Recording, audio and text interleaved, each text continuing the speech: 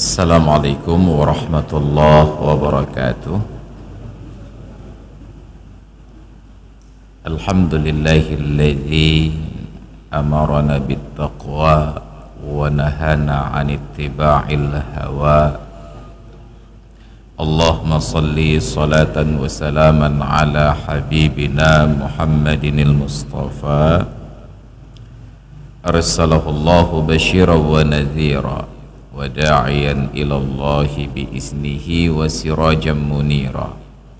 Wa qala Allah ta'ala fil Qur'anil azim wa huwa asdaqul qailin syahru ramadhan alladzi unzila fihi al-Qur'an hudan lin-nasi wa bayyinatin minal huda wal furqan faman syahida minkum asy-syahra falyasum wa man kana maridan aw ala safarin fa'iddatun min ayyamin ukhra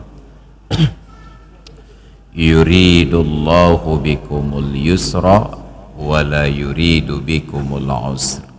Shadaqallahul azim wa ballagha rasuluhun nabiyyul habibul karim wa nahnu ala dhalika minasyahidin wa syakirin walhamdulillahi rabbil alamin wa ba'du.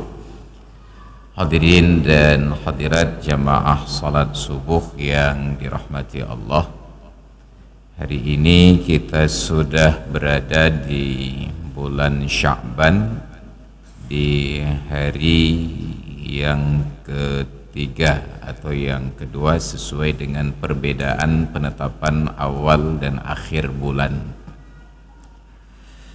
Karena ini menjadi pertemuan yang terakhir sebelum kita masuk ke dalam bulan Ramadan, maka ada pentingnya, urgensinya untuk sedikit kita sampaikan kajian terkait dengan puasa dan hal-hal yang menyangkut dengannya. Kenapa demikian? Salah satu penyebabnya adalah kondisi umum masyarakat kita semangat untuk beribadah tetapi lupa untuk mempelajari ilmu.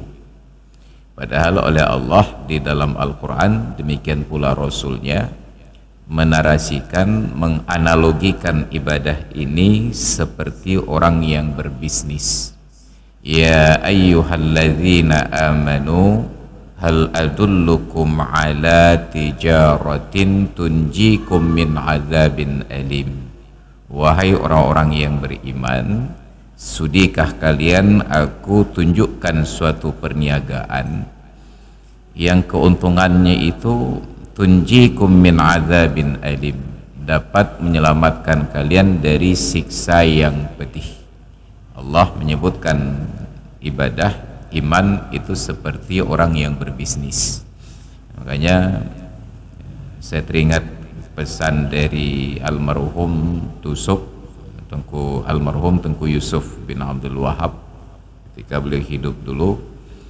Dengan bahasa Acehnya beliau katakan, untuk temong syuruganya hansip tak kerja gerau payah tamagen ya. Maka ada pesan-pesan kebaikan yang harus kita sampaikan. Maka terkait dengan puasa ini, puasa adalah ibadah yang sangat tua, dimulai dari umat-umat sebelum kita. Jadi ketika Allah perintahkan puasa, disebutkan sebagaimana diwajibkan kepada umat sebelum kalian, dengan beberapa perbedaan pelaksanaan. Ada banyak keringanan di dalam puasa yang diajarkan oleh Allah melalui Rasulnya Muhammad sallallahu alaihi wasallam. Keringanan yang pertama, sepanjang bulan Ramadan malam harinya itu tidak berlaku ketentuan puasa. Artinya puasa hanya sejak terbit fajar sampai terbenam matahari. Wabtaghu ma kataballahu lakum wa kulu washrabu hatta yatabayyana lakumul khaytul abyadu minal khaytil aswadi minal fajr. Carilah karunia yang telah Allah tetapkan untuk kalian. Artinya malam hari suami istri berhubungan untuk mencari keturunan. Makan dan minumlah kalian sampai kapan? Sampai nyata bagi kalian benang yang putih dari benang yang hitam dari waktu fajar. Thumma atimmus siyama ilal laili, lalu sempurnakanlah puasa hingga masuk waktu malam. Ini kelebihan Islam. Sedangkan pada syariat sebelum kita berlaku ketentuan puasa sampai dengan malam hari. Jadi orang Yahudi, Nasrani sebelumnya di bulan-bulan yang diwajibkan puasa sepatutnya Ramadan, tapi mereka geser ke bulan yang lain, maka sepanjang puasa tersebut siang dan malam tidak boleh berhubungan suami istri. Nyan payah pindah asrama gitu. Begitu datang ajaran Islam, saat datang bulan Ramadan, para sahabat-sahabat Nabi yang orang Arab ini, yang notabene libido seksualnya itu sangat tinggi, duduk tedang tu pada malam, pejut Tuhan.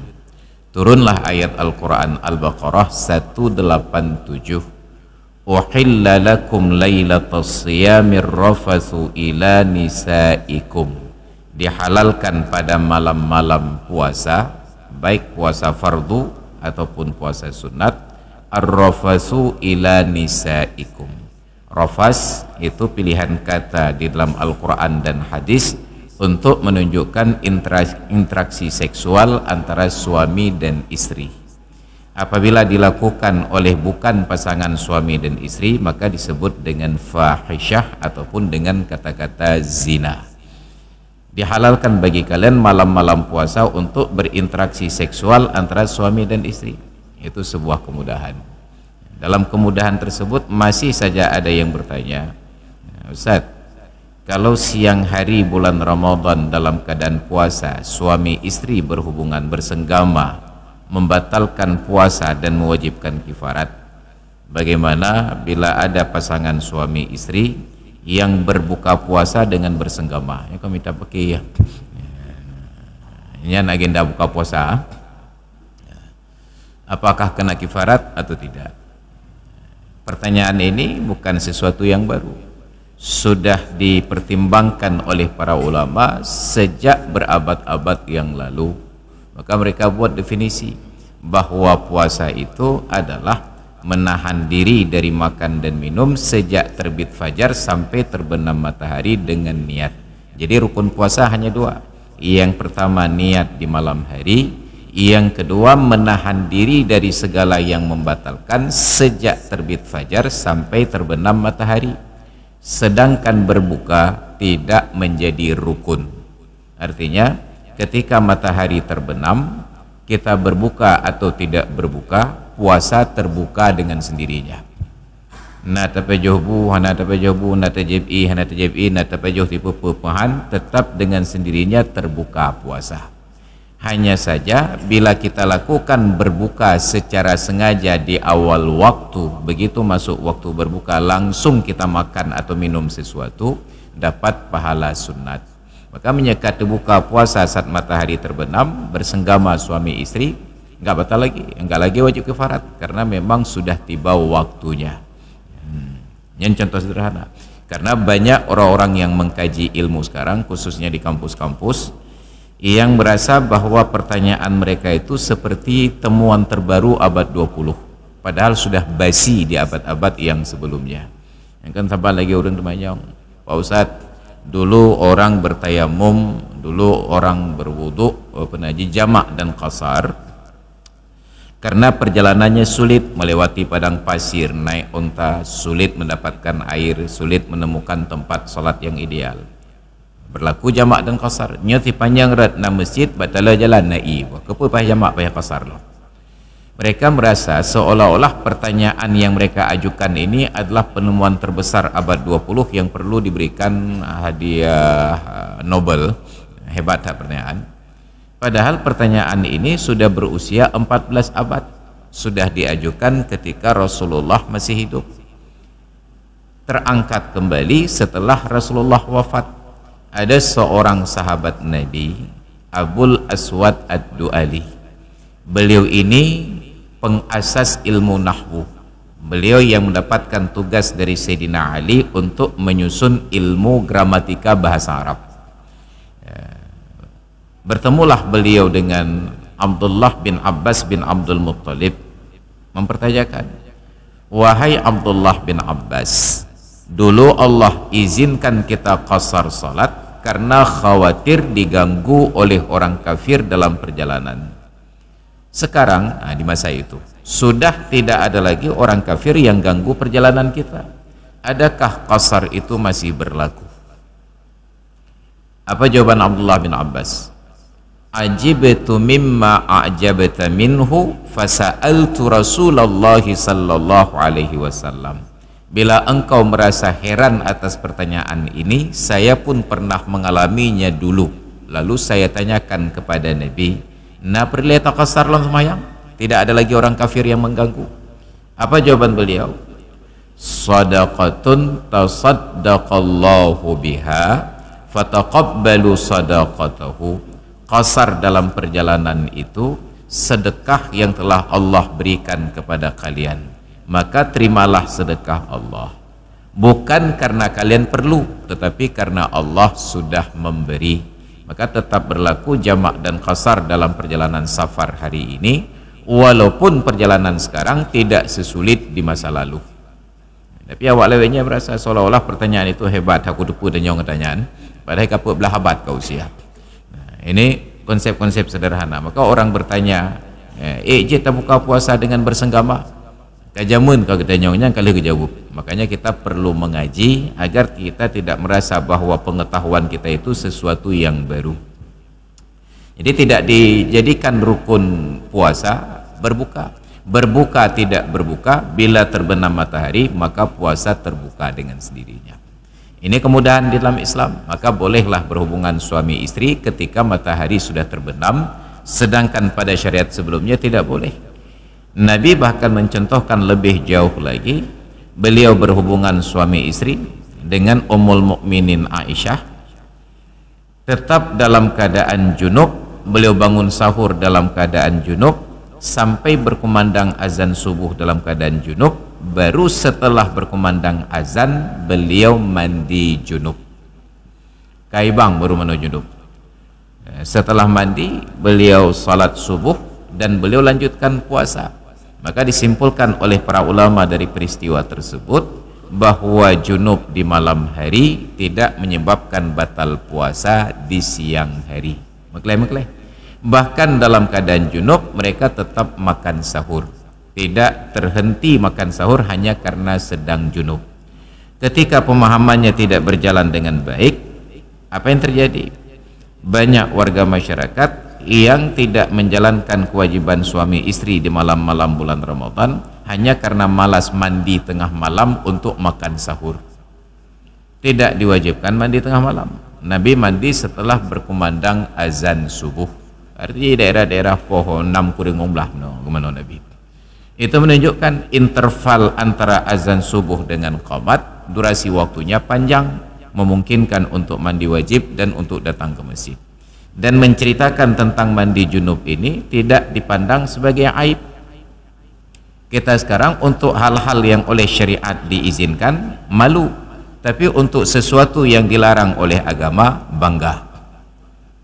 Maka coba lihat laki-laki dan perempuan yang masih berpacaran, belum suami istri, belum menikah, getiji anak darah ipat dari cekeung sampai kena penyerat melimong tanah malai yang anak darah agak getiji.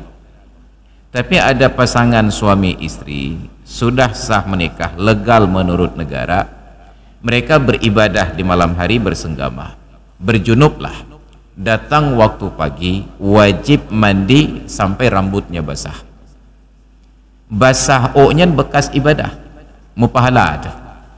Tapi malu keluar rumah kalau rambutnya basah. Yang perusahaan Malaya.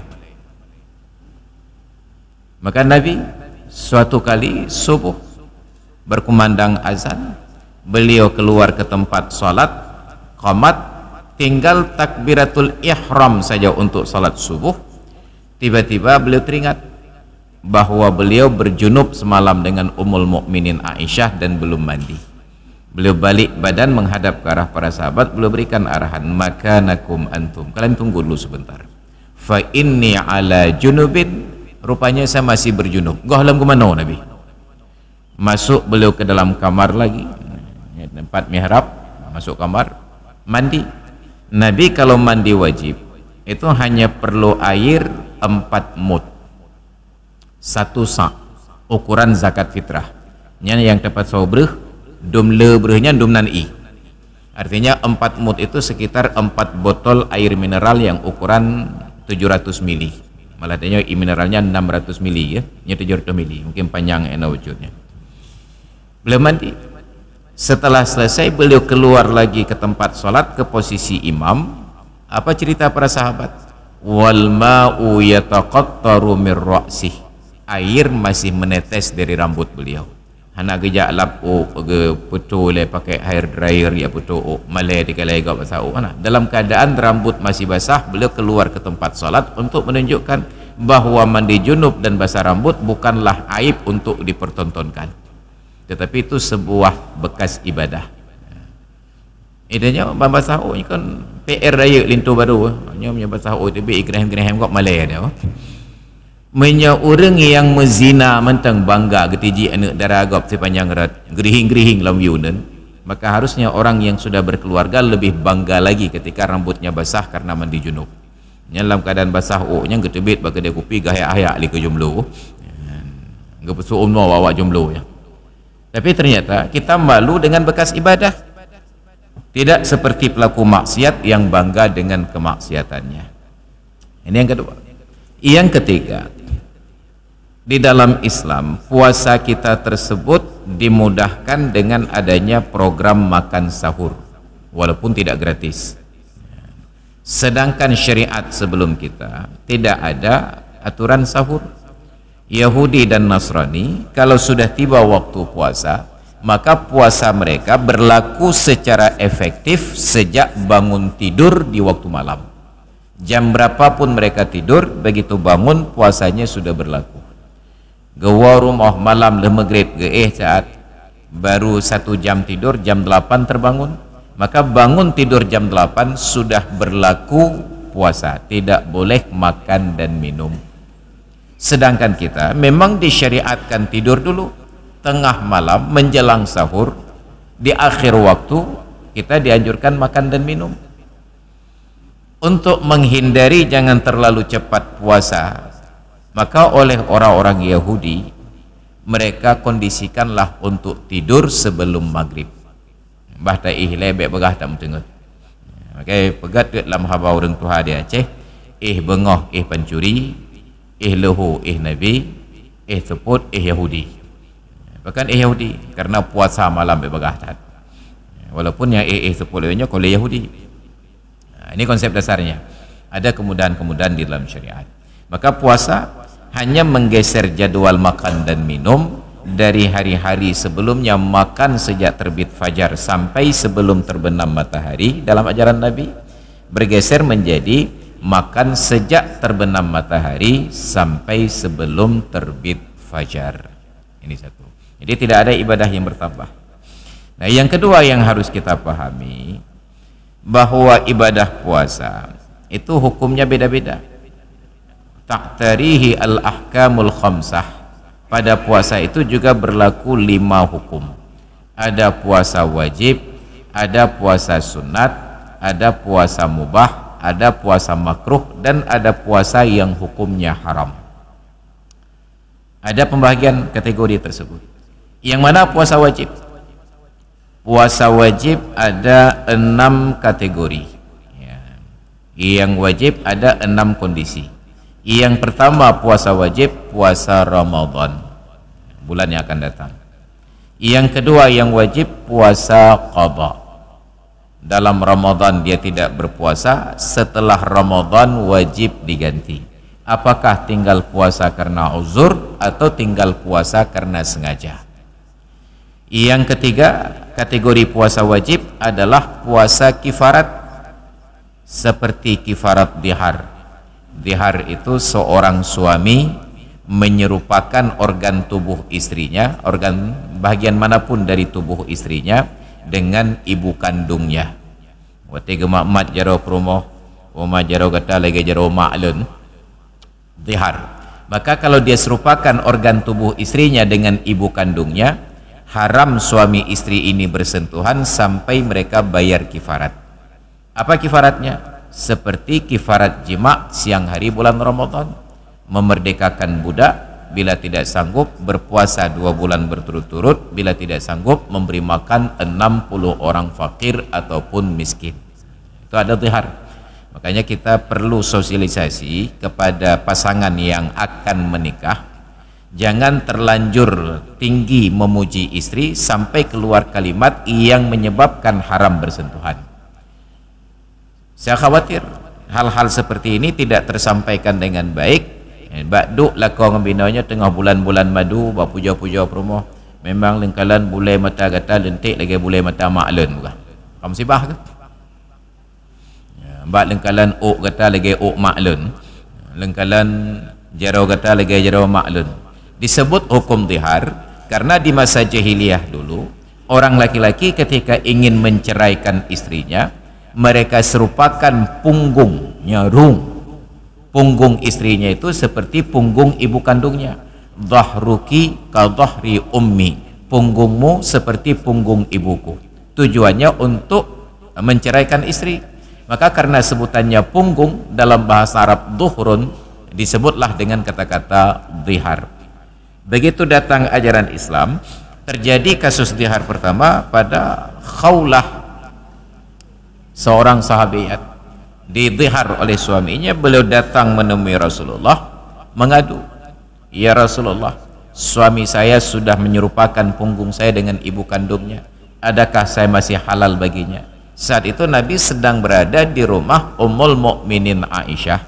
Nabi pun bingung, tidak tahu jawaban. Akhirnya turun malaikat Jibril membawakan ayat Al-Quran, laqad sami'allahu qawlan lati tujadiluka fi zawjiha wa tashtaki ilallahi wallahu yasma'u tahawurakuma. Sungguh Allah Ta'ala sudah mendengar seorang wanita yang datang berdiskusi denganmu tentang suaminya, dan Allah mendengarkan diskusi kalian berdua. Ummul Mukminin Aisyah mendengar ayat ini, beliau ceritakan kepada sahabat-sahabat yang lain, demi Allah, yang membatasi antara saya dengan Rasulullah dan Khawlah saat itu hanya selembar kain saja. Tapi bahkan saya yang di balik tirai tidak mendengar diskusi tersebut, tapi Allah dari atas arasy mendengarkan diskusi mereka. Maka diberikan penghargaan oleh umat Islam terhadap Khawlah ketika Sayyidina Umar menjabat khalifah, sedang tergesa-gesa untuk sebuah kegiatan dengan para sahabat, menteri-menteri beliau dari kabinet Indonesia Maju. Tiba-tiba ada seorang wanita di tepi jalan, wanita tua melambai memanggil. Dalam keterburu-buruan Sayyidina Umar, beliau sempatkan berhenti dan mendekati wanita tersebut. Dengan sikap sabar beliau dengarkan ucapannya. Menteri-menteri Sayyidina Umar yang tadi terburu-buru menegur, wahai Amirul Mukminin, kita terburu-buru ke tempat acara. Beliau berikan isyarah kepada para sahabat ini untuk diam. Tapi mereka masih bertanya, tanya mekarat wahai Amirul Mukminin. Marahlah beliau, kalian tahu siapa wanita ini? Katusohkah? Wanita ini sudah berbicara sangat pelan saking tuanya. Pucatlah mereka. Mereka tanya, siapa beliau wahai Amirul Mukminin? Apa kata beliau? Inilah wanita yang dulu ketika dia datang mengadu kepada Rasulullah tentang suaminya, Allah dengarkan keluhannya. Dom Allah gedengo kanya pegahbah. Umar hanya dengar apa? Diberikan penghargaan terhadap Khawlah ini. Ada kifarat zihar. Salah satunya puasa. Puasa itu hukumnya wajib. Kemudian yang keempat, kategori puasa wajib adalah puasa pada haji dan umrah, yang praktik haji dan umrahnya selain daripada haji ifrad. Wajib menyembelih kambing sebagai dam.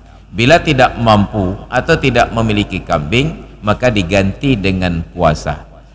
Faman lam yajid fasiyamu thalathati ayyamin fil hajji wa sab'atin idza raja'tum. Apabila tidak mampu menyembelih kambing, maka berpuasa 3 hari ketika sedang dalam keadaan ihram, dan 7 hari ketika kalian sudah pulang ke keluarga kalian. Tilka asyaratun kamilatun, dzalika liman lam yakun ahluhu hadiril masjidil haram. 3 di dalam keadaan ihram dan 7 setelah pulang kampung, itu 10 hari yang sempurna. Peraturan tersebut berlaku untuk orang-orang yang keluarganya tidak tinggal di sekitar Masjidil Haram. Maka puasa ini hukumnya wajib. Tetapi jemaah haji tidak melaksanakan. Kenapa? Karena mereka menyembelih dam. Karena ada uang untuk membeli dam. Itu yang keempat. Yang kelima, ada puasa wajib karena perintah dari imam. Kan imam masjid, tapi pemimpin masyarakat. Untuk ukuran Banda Aceh ada instruksi dari wali kota. Kapan? Fil istisqa, ketika melaksanakan salat istisqa. Melihat sudah musim kemarau dalam durasi yang panjang, sumur-sumur warga sudah mulai kering, bahkan sumber mata air di PDAM Yehpat di Mata I pun sudah kering. Maka oleh waliul amri melihat keadaan tersebut, beliau keluarkan instruksi. Melihat kondisi seperti ini, kita akan melaksanakan salat istisqa 4 hari yang akan datang. Maka 3 hari sebelumnya saya perintahkan kepada warga kota Banda Aceh untuk berpuasa. Puasa itu puasa sunat, tapi menjadi wajib karena perintah waliul amri. Terima kasih.